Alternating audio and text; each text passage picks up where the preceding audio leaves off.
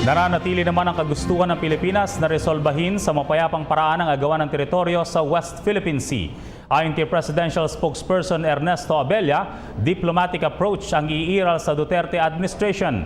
Ito rin ang naging tugon ng kalihim nang tanungin siya kung ano ang naging utos ng Pangulo sa itinalagang Special Envoy sa China na si dating Pangulong Fidel Ramos.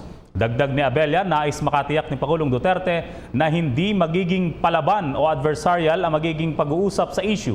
Ang mahalagaan niya ay masimula na ang mga pag-uusap sa mga posibleng bagay na maaaring mapagkasunduan ng dalawang bansa. Basically this, they're not necessarily instructions, but these are, I suppose, principles of wisdom about how to go about the conversation.